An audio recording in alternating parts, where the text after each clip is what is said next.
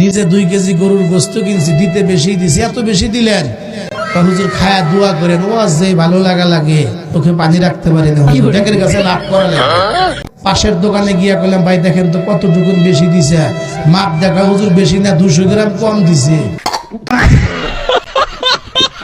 হুজুর, একেই বলে দুষ্টু লোকের মিষ্টি কথা। মিষ্টি কথা বলে আপনাকে ফুলিয়ে দিয়ে মাংস 200 গ্রাম কম দিয়েছে। ইনিই নাকি আবার আপনার একনিষ্ঠ মুড়ি। হাস্যকর। সহবাসের সময় আজান হলে করণীয় কি? মানে তুই আজানের দোয়া দিবি, তুই তো আরেক কাজে ব্যস্ত। হুজুর, মানুষ জেনে শুনে কেন আপনাকে এই ধরনের প্রশ্ন করে? এই প্রশ্ন করুক না কেন, তোরটা কিন্তু খুবই সুন্দর ছিল। আর আপনারা যদি আল্লাহ হায়াতে বাঁচায় রাখে, কই যাবেন? খবর বলে যাবেন, বাড়ি যাবেন মিয়া। অনেক করেছে। হুজুর, মনে কিছু কইরেন না, বাঙালি বলে কথা। ওয়াজ মাহফিলে আসছে তো, তাই ফ্লোতে একটু বেশি ফ্লো হয়ে গিয়েছে। বিদ্যুতের অবস্থা এমন যে মনে হয় যে হোমিও ওষুধ প্রতি 2 ঘন্টা পরে 2 ফোঁটা করে দিচ্ছে। হুজুর, বুঝলেন না? এটাই তো আই হ্যাভ এ প্ল্যানের বাংলাদেশ। বাকিটা আর না হয় বললাম। কিছু কিছু কথা স্ত্রীর কাছে বলাও যায় না, আবার কিন্তু সহ্য করা যায় না। আমি একবার গোবিন্দাসী সেই নৌকাঘাট থেকে নদীর মাছ কিনছিলাম 3000 টাকা। 3000 টাকা নদীর মাছ কিনা যেই এই সকালবেলা দিয়ে গেছি বাসায় যে কাটার জন্য। বাসায় আসছি, খাইতে বসছি। এখন আমি যখন মাছ দিয়ে গেছি তখন আমার জিগায় যে মাছ তো খুব ভালো হয়েছে, কত টাকা দিয়ে কিনছেন? আর স্ত্রীর কাছে একটু ঘুরায় ফিরায় বলাই যায়, কিনছি মাছ 3000 টাকা। আমার জিগাইছে কত দিয়া কিনছেন? আমি কইছি 300 টাকা।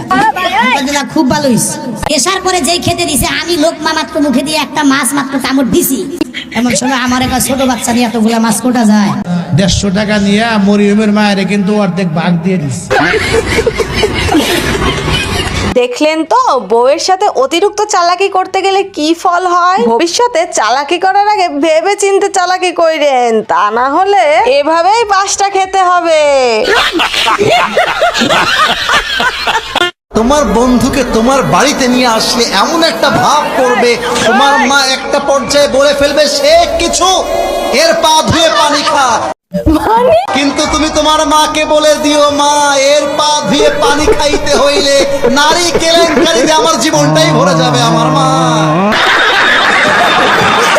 হুজুর, আপনার কথায় যুক্তি আছে। আমাদের এমন অনেক বন্ধু থাকে যারা বাড়িতে আসলে মা বাবা তাদের ব্যাকগ্রাউন্ড সম্পর্কে না জেনে তাদের পা ধোয়া পানি খেতে বলে। কিন্তু যদি তাদের ব্যাকগ্রাউন্ড সম্পর্কে জানে, তাহলে পা ধোয়া পানি তো দূরে থাক, ঝাঁটা পেটা করে বাড়ি থেকে দূর করবে।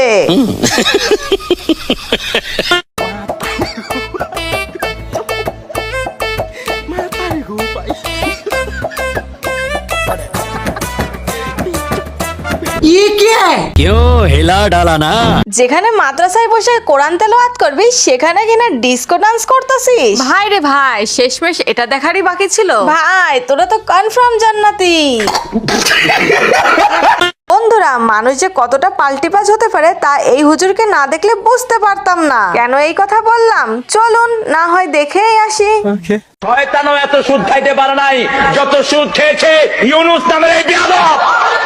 আচ্ছা আচ্ছা আচ্ছা আচ্ছা, ঠিক আছে। ডক্টর ইউনুসকে ধন্যবাদ জানাই, 30,000 কোটি গতবার আনছে, এইবার প্ল্যান নিয়ে গেছে। এ তো কথা কয় কম, কাম করে। আল্লাহ তোরে আরো বরকত দেখতে। ইউনুস ভাই অত্যন্ত অ্যাট্রাকটিভ একজন মানুষ, তিনি গেলেই মানুষকে এমন ভাবে সম্বোধন করেন, আপনি তার ভক্ত না হয়ে পারবেন না। ভাই মারো, মুঝে মারো, রুকো যারা, সবর করো। এই সময়ের মধ্যে সবচেয়ে বড় মূর্খ ছিল ডক্টর ইউনুস। আরে কেনা কে চাতে হো? জুলাই সনদের 12টা এটাই বাজিয়ে দিয়ে গেছে। নিজে কত শেয়ানা গাবুর, ইসলামের সাথে তার কোনো সম্পর্ক নাই, আগা গোড়া বেনামাজি একটা লোক। হুজুর, আমি একজন প্রবাসী, আমি নতুন বিয়ে করেছি মোবাইলে। এখন আমি মোবাইলে ভিডিও কলে বউকে খোলামেলা দেখতে পারবো কিনা? খোলামেলা দেখলে দোনোজন সমস্যা হইব তো। আর গুগল এগুলো সেভ করি গেলে ভাই, তাইলে চাইবেন আল্লাহ যদি বাসা। আমিন ক। হুজুর, আপনি একটা খুব ভালো কথা বলেছেন, কারণ এটা একটা শিক্ষামূলক বিষয়। অনেক প্রবাসীরা আছে যারা না জেনে শুনে এই ধরনের কাজ করে থাকে, তাদের জন্য একটা সুন্দর মেসেজ দেওয়ার জন্য আপনাকে ধন্যবাদ। এতক্ষণ ধৈর্য ধরে ভিডিওটি দেখার জন্য ধন্যবাদ। ভিডিওটি ভালো লাগলে লাইক, কমেন্ট, শেয়ার ও সাবস্ক্রাইব করতে ভুলবেন না। এমন আরো নতুন নতুন ভিডিও পেতে বেল আইকনটি অন করুন। আবার দেখা হবে পরের ভিডিওতে, ততক্ষণ সাপোর্ট করে পাশে থাকুন।